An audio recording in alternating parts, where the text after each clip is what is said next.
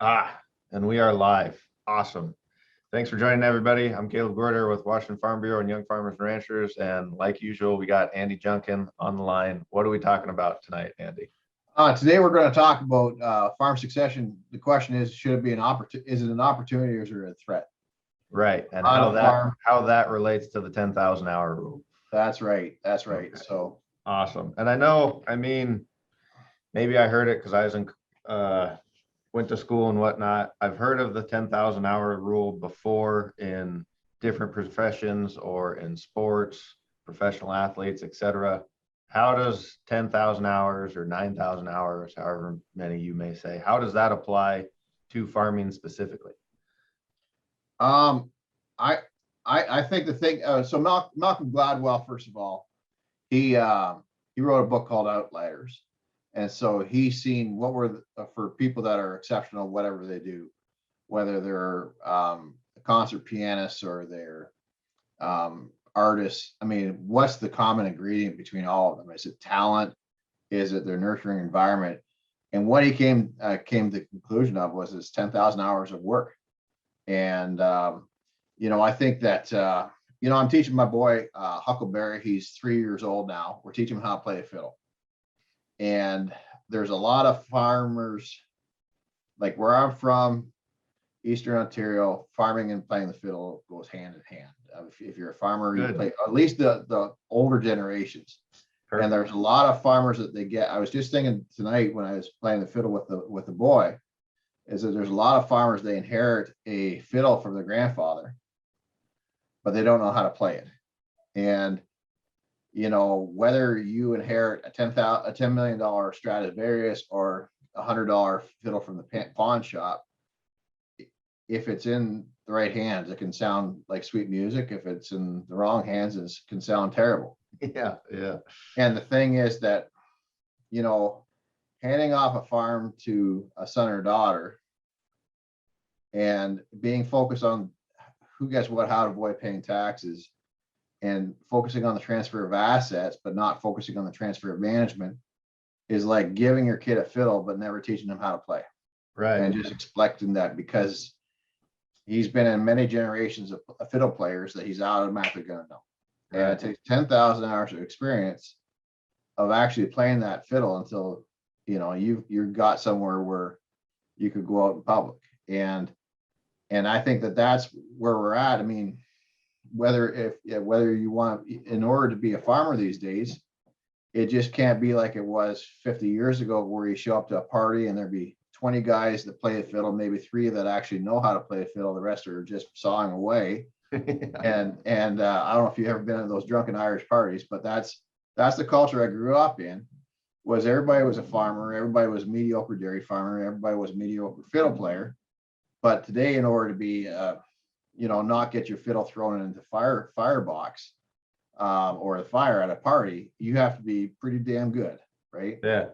Same thing with farming. In order to be a farmer, you have to be a rock star. Mm-hmm. And there's a lot of farmers, they're passing over the farm assets, but they're not teaching their sons and daughters how to manage the operation.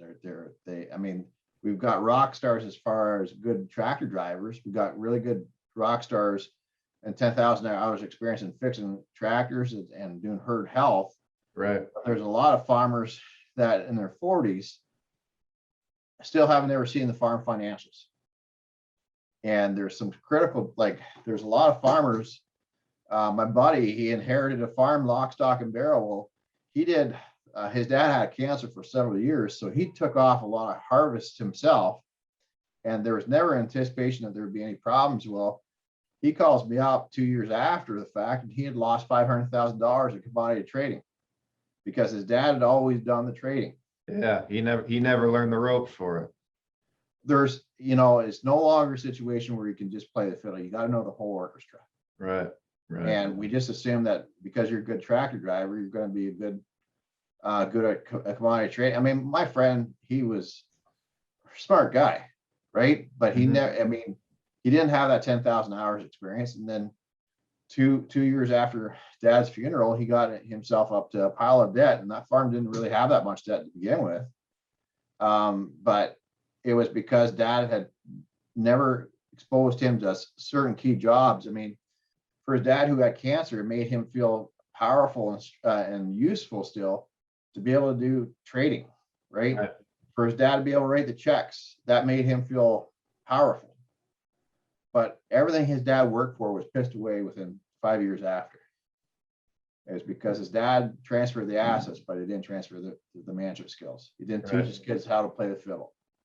And I really think that 10,000 hours of experience, we have to identify what are the jobs that really need 10,000 hours of experience before the son and daughter feel comfortable really doing it, like bookkeeping or commodity trading. I mean, commodity trading is something that takes 5 years at least to learn on a very small, like a few trades, very small trades for you to get, not be gambling the whole harvest.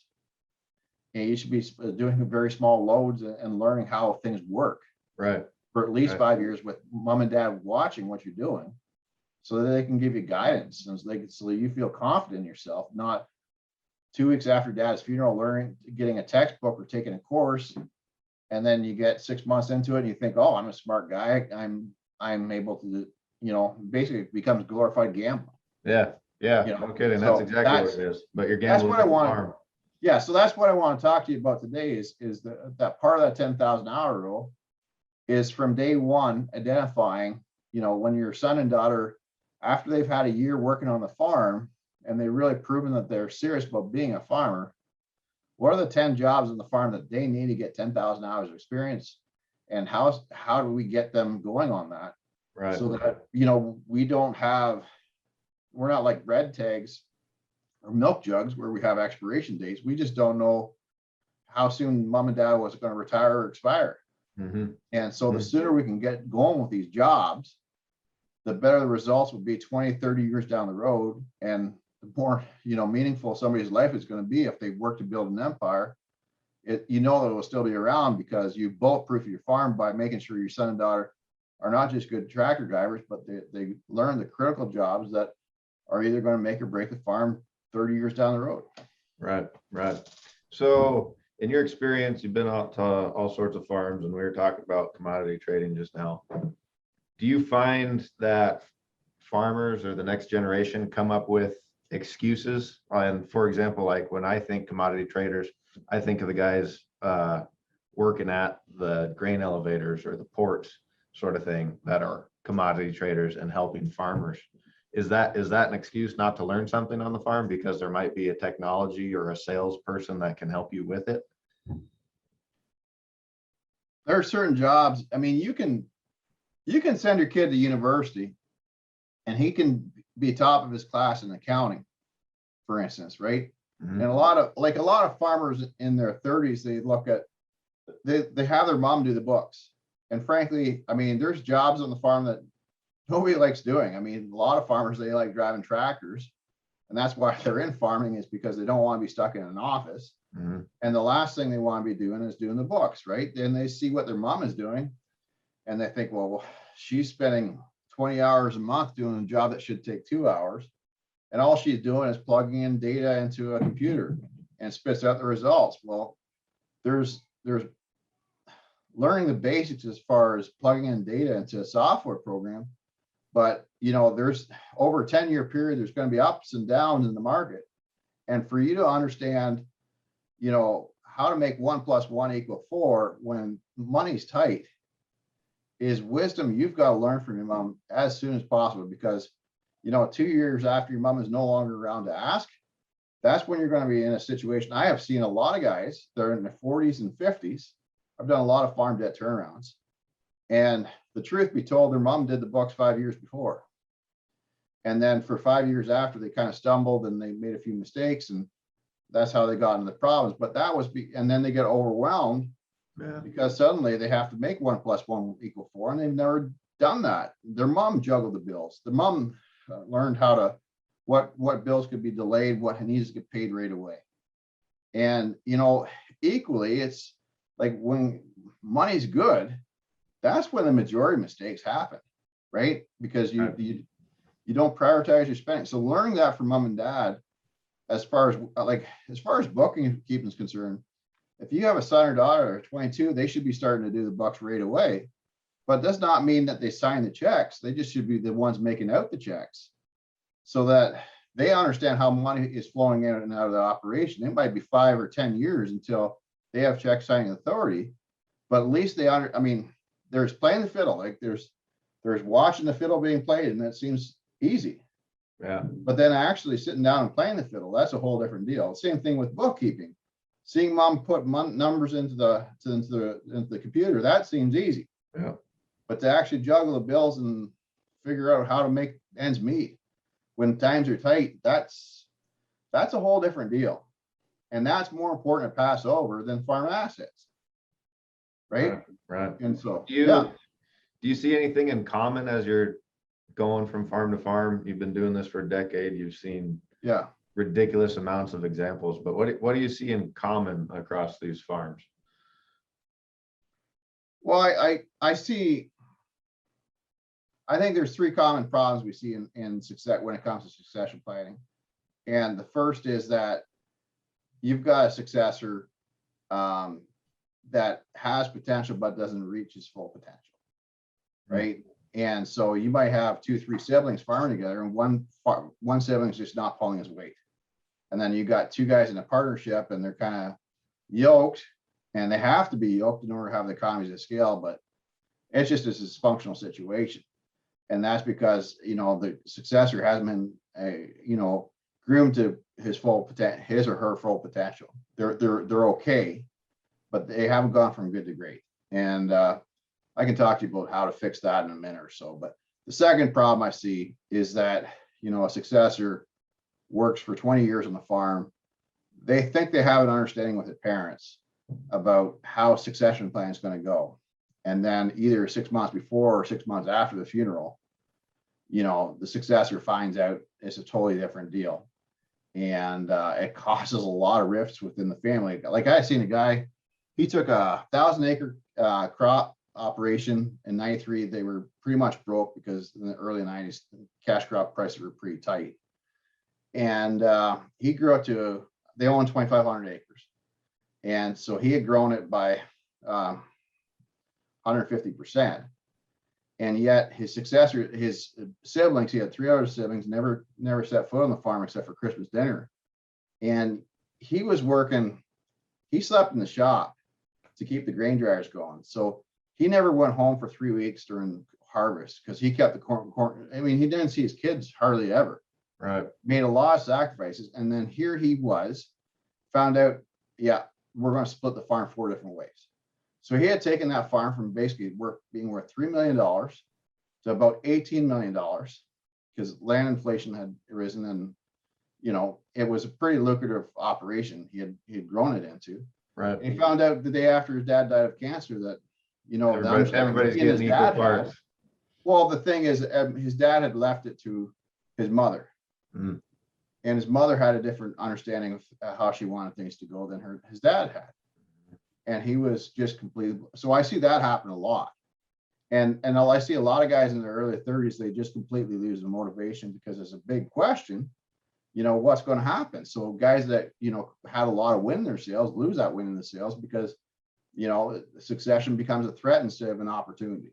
Right. And then the third situation I see is you know, like I said before, guys that, you know, their dad control critical jobs like negotiating crop inputs or doing the books or writing the checks or doing commodity trading. And then 5 years after dad's funeral, that farm's pissed away because the critical jobs, there's a stumbling period after mom and dad pass away. And suddenly you realize that I don't know it as much as I thought I did. And so these are all 3 different problems. And I think they can all be solved by the 10,000-hour rule, which is for me, well, I call it the 9,000-hour rule.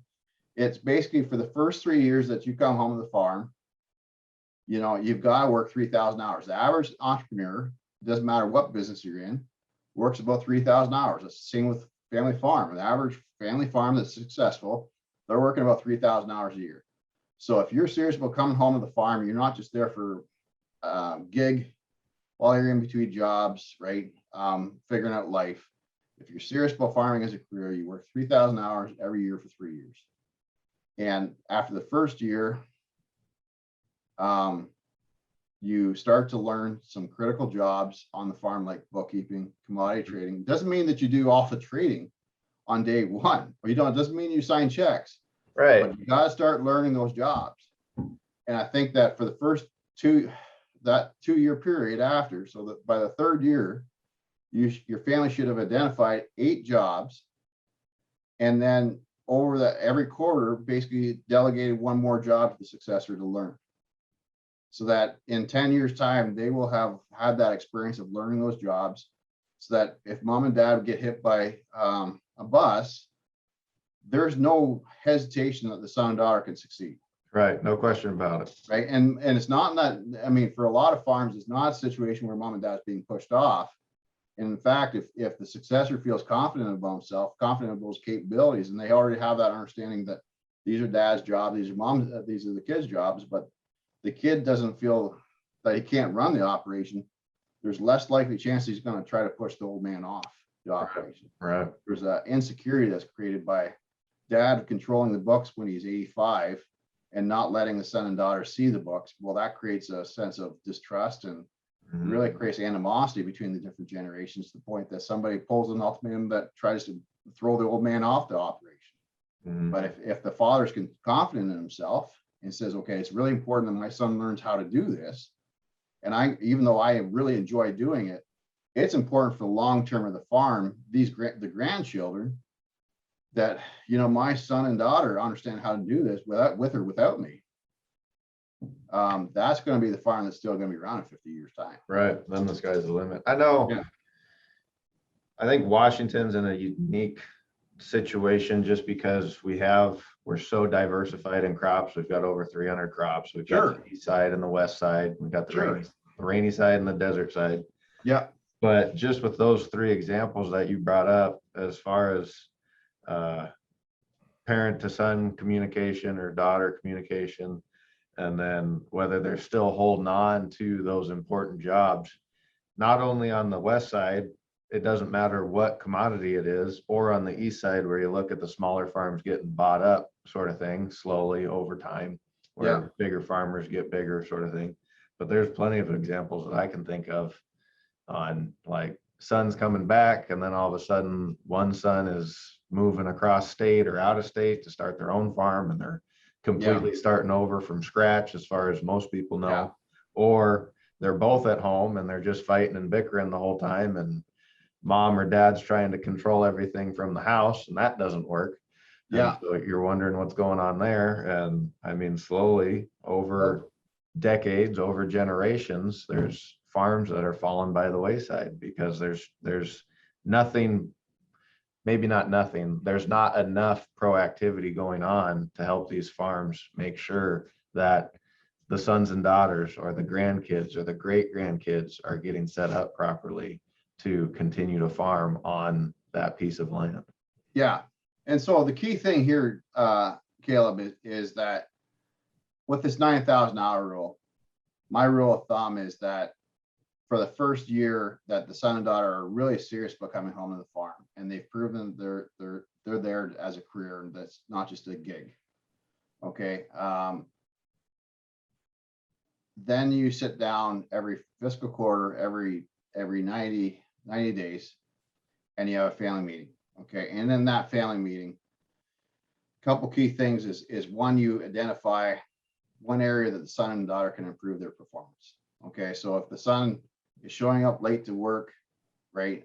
Okay. Set the mandate. Okay. You're going to be 5 minutes early to do chores instead of half an hour late. Yep. And if you're continuously show up late, then we're going to have a discussion next quarter as to you getting a job off the farm and working away from home for at least 2 years. And then we'll have a discussion as to whether you're mature enough to come back to the operation, because obviously you're not serious about being a professional. Mm-hmm. And, if you can identify one pet peeve that the son, like quite often when I do succession planning, the son and daughter are in the 30s or 40s, and they have a lot of strengths, but the parents are going through with a white glove and constantly criticizing just a few things, right? And Right. succession planning just comes to a halt. Like I seen a guy that was, had been working on the farm for 8 years. And the understanding that was that they were going to do a hog expansion. And the dad was like, I just can't do it. The kid can't show up to the barn on time. And he had done a lot of good things. It was just that, you know, that one pet peeve that the father had. Well, if you have a time place to identify that pet peeve and then actually measure that, over 3 years, that's 12 improvements to the son and daughter's performance. And, you know, if you pick off that as well as make one character improvement, like instead of when you get angry, making a mountain out of a molehill, you know, work on that pet peeve or, you know, work on anger management or whatever. Everybody has character flaws. Right. Of course. And everybody's of course. got 5% that's got to be improved. So if you have a time and place once a month where you measure that, and I would suggest after year 2 or year 3, that's not just the son that gets evaluated, but it's mom and dad, right? Or whoever's involved in the operation. It's a 360 degree. So we go from being parent-child relationship to being professionals, partners, Right. Co-workers or managers. and we're just continuously improving our culture. Yeah. And then as part of that meeting, you identify one new thing that the son and daughter are going to be doing. So you, like, I'm just going to summarize that. You identify a character trait that has to be improved on, a pet peeve that has to be fixed, and you identify one more responsibility the son and daughter have to learn in the next 90 days. And then you evaluate their performance over the things that they took on the last 3 meetings. So how are you doing as far as 6 months ago, we said, you're not going to sleep in anymore. Is this continuing or are we going 2 steps back here? Right. And then that's a way you can have a professional conversation between family members as to, okay, son and daughter, maybe you need to go away from, you're not cut out to be a farmer. Maybe you can go work for somebody, but you're not cut out to be a CEO of a $10 million farm because you're not acting as a professional. Right. Right. And quite often sons and daughters, when they see it on paper, on one piece of paper, what they have to do to improve themselves, it helps them really focus on those things. And then also not see their job performance in rose-colored glasses and point blame on everybody else, but, you know, identify, hey, there's a few things I need to improve. And that attitude of continuous improvement over 10 years, that's what creates a successor that's going to be capable of taking over a $10 million farm.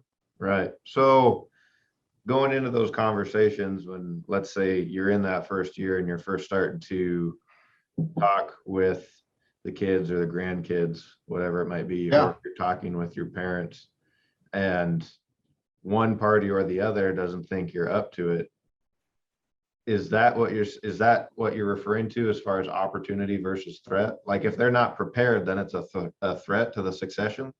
Well, okay, so here's the deal with succession planning. Usually doesn't happen these days until the son and the daughters are in their late 30s or early 40s. And so usually we have a situation where the son and daughter have put 20 years of their time into the operation. And usually the understanding that they had when they were 25 is a lot different than when they're 40. Mm-hmm. And frankly, family dynamics change. So your sister that was a school teacher that had all the promises in the world that never had any interest in the farm, you know, if she gets divorced or she has, you know, a child with special needs or she has a drug addiction, she's suddenly going to see the farm as that you took from $3 million operation to an $18 million operation as the key to her future. Mm-hmm. And too often that just causes families just to explode. And the thing is that when you go work for, I mean, you're in Washington State, there's a lot of software companies. Correct. Right? Yes. And the thing is that if you work what I call it is the 9,000 hours. Okay, so you work 3 years, you work your tail off for 3,000 hours, and you prove every fiscal quarter you have to have a good performance report. Okay, if you don't have a good performance report that fiscal quarter, then the time you put in doesn't count to that 9,000 hours. Okay, so it might be 4 or 5 years until you can really have the time put into the operation where you've proven yourself to be professional to be able to have that conversation about succession.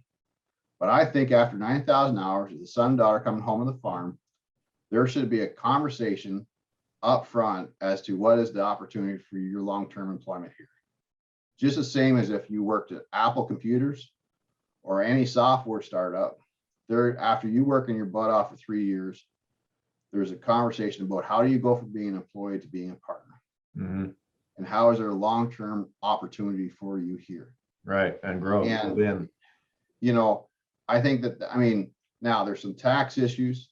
Okay, it's better to gift assets to a son and daughter than for them to earn share options. But any good lawyer and accountant worth their salt can work their way around this. can figure it out for you. Yeah, they can figure it out. Yeah. But the whole idea that I have, that a lot of families really like, is that the state, let's say that let's take my buddy there that took the farm from being worth $3 million to worth $18 million. Well, the $3 million that the farm was worth in 1994, you know, maybe should have been split between his 4 siblings, right? But then the growth that happened from the 1994 to the current time, as you know, that was partially due to his growth, and also land inflation went from 3,000 acre to 20,000 an acre in that county. Yep. But his parents would have sold the farm and would be living in town if he wasn't involved in the operation. So it's got to be clearly understood between the successor and the parents as to, okay, if we increase the value of this operation, is it going to be split between 4 siblings, right? Or is there going to be a higher percentage of that growth is going to go to me? Now, it doesn't mean that it all has to go to me, right? Some can go to that are siblings, but there's got to be motivation there for, I mean, my buddy, he was sleeping in the shop. He didn't see his kids for 3 weeks because he was drying corn and taking off the harvest while his other siblings did nothing. Yeah, who knows what they were doing? Right. And is that fair? I mean, it at least has to be a conversation, like it's a son and daughter's decision as to where they invest their time. And are you going to be investing your time into growing the business? Or is the farm going to just be a hobby you do on weekends? And are you going to be investing your time into a career in Apple Computers or any other software company? Or going and being a millwright and, you know, earning a check and growing your own deal? Right. And right. that comes down to its nice theme of, is succession a threat or an opportunity? And there's a lot of farmers that are in their 30s and 40s now that have no clue what they will own in 20 years time. And they have, I mean, another part of this is that you got to have a very clear and transparent business model agreed upon by all the partners. After 3 years of the son and daughter coming home, there's got to be 2 things in place. There's got to be a business plan. So what are we working on building over the next 5 years? Right. And it doesn't have to be in too much detail. Right. But what are we working towards? So we can get rid of all these fights that we're having. And then second, so that, you know, son and daughter can again judge, just like they would go for Apple Computers, they can access the business plan so they know what do I think this is going to be successful in 5 years time, or is this a waste of my time? Right. And then they can make a decision there. And then the second of all, what am I earning as far as options? And how is that fair? Now, there's often a situation where there's a successor, there's kids like that are 7 years difference in age. And I think that the key thing is that as soon as the first child comes home to the farm after 3 years being home on the farm, you offer them an opportunity. And then if the next successor wants to come, whether it's 7 years or 20 years later as the prodigal child, they get the same opportunity, but they have to be this tall to be on the ride. So they have to put in that 9,000 hours with good performance reviews before they are eligible for the same option plan. Right. And then they have the opportunity to earn in whatever the deal is that you guys decide upon. And, you know, but the kids that are not involved in the farm should see this deal made between parent and child and have equal opportunity. If they want to work 9,000 hours in the farm, they have the same opportunity, and they meet a performance expectation, they have the same opportunity, right? So that's fair to everybody, as long as there's enough room on the farm for Right. To successors. If there's not, then we have to have a discussion about a business plan. Okay, how are we going to grow this farm so that two families can, in 10 years time, be able to come home and farm? Yes. Yes. Right. Seen that too. Too many families trying to live off the same income that hasn't changed for decades, and they're wondering why they have to shed assets. You just need to have a business plan, right? Show me the opportunity. Right. Let's create an opportunity together. Let's not just create a threat. Right. Quit focusing on the threats. Take care of the threats when they're young and small. Well, and then that's what's going to turn into the opportunity at the end. We got to start talking about opportunities in agriculture and instead of like ignoring threats and then creating family dysfunction. Right. I like it. I dig it. So I think that's really about it for us this evening. I think the key thing is, Caleb, is that succession planning right now, as it in North America for the majority of farms, is happening when the sons and daughters are in their 40s. Yeah. And we don't talk about this openly. I mean, you might see a guy driving a truck and not realize he does not own the house he lives in, doesn't own the truck he lives in, gets paid $30,000 a year, and that's it. Right. And yet he has a $20 million farm, and you might think that he owns everything, but a lot of guys are in the 40s and own nothing. And that's emasculating. I mean, that's another thing, is the psychology of the whole situation. How much of a, if you're under your dad's thumb, if you feel like you're a slave, how that really impacts your mental health and your drive and your motivation to succeed. And your family. So I think that having an understanding at the beginning of the game as to what we're working towards, and we're working towards an opportunity, is, I mean, nobody can predict the future. I mean, there's different ways to structure it, so it's not too detailed, but yet it's enough that you understand what you're working towards as a family. Right. And things are going to change. You got to have a flexible plan, but there's got to be a principle in place and an understanding between family members as to how tall do you have to be to get on the ride? Okay, who gets what when mom and dad die, right? And then more importantly, the first 10,000 hours that the son and daughter work on the farm, let's make sure that they're learning everything they should be learning, right? And let's make sure that they're learning the critical jobs so that this farm is bulletproof against anything. And let's also create the environment where everybody can have fun. Of course. Right? Yeah. And change is all right as long as it's progress. Oh, I mean, if you can do this, and then every day on the farm scene is an opportunity, not a threat. And having those threats not addressed creates so much unhappiness and so much lack of profitability. It's just sad to see. And it happens day to day. Everybody calls me up thinking that they're the only one suffering from these issues.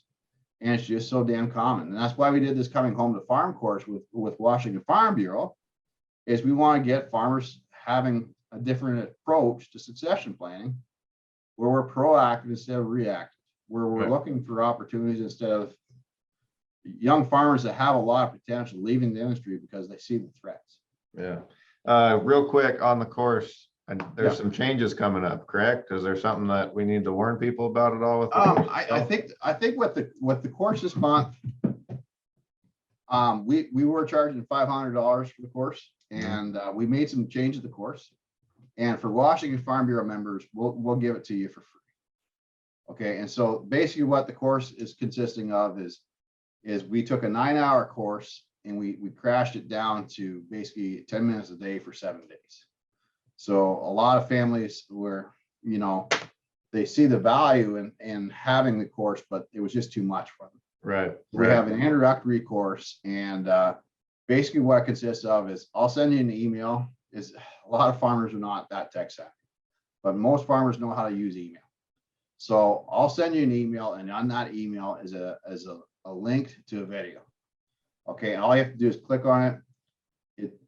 You don't have to be a rocket scientist to figure out how to use this. Got it. What it is a 10-minute video. You can, when you're having your morning coffee, when you're waking up, you can watch it. And after the video in the email, there's 2 or 3 questions that are really thought provoking. If you take the time to actually think through your answer and send it back to me, that gets me an understanding of what you're thinking and the challenges that you're having on your farm. And if you do that for 7 days, I'll sit down with you and we'll talk about what do you think the best ideas you had on the course were. And then let's talk about practically how we're going to apply that to your farm. And I'll do it for one-on-one with you. And if you have other family members participate in the course, I'll sit down with you and your dad or whoever it is, your Uncle Bill, and we'll sit down and talk about, where is the farm going to be in 10 years time? Right. And talk about one simple idea that you can actually apply next day to improve the odds of the family still farming together in 30 years time. So I'll do this course for this month with Washington Farm Bureau. Just say that you're with Washington Farm Bureau. I'll do it for free. And only thing we ask is that if at the end of the month, you just tell us what you think of it. If you like it, give us a testimonial. And I really think this is going to be a game changer for a lot of young Washington farmers. And I'm looking forward to coming speaking to you, sometime next year after all this COVID nonsense is over. Speaking with young farmers and ranchers, I really think this could be a game changer. So absolutely. Yeah. So we'd love to have you out. Yeah, we're looking forward to it. So, all right. Okay. I think that's it. So, I mean, the real question I've got for everybody that's watching this right now is farm succession a threat or an opportunity? And if it is a threat, then you've got to ask yourself, what do we got to do to fix this so it is an opportunity? Mm-hmm. And if you don't address those issues, then you got to really ask yourself, why are we doing this?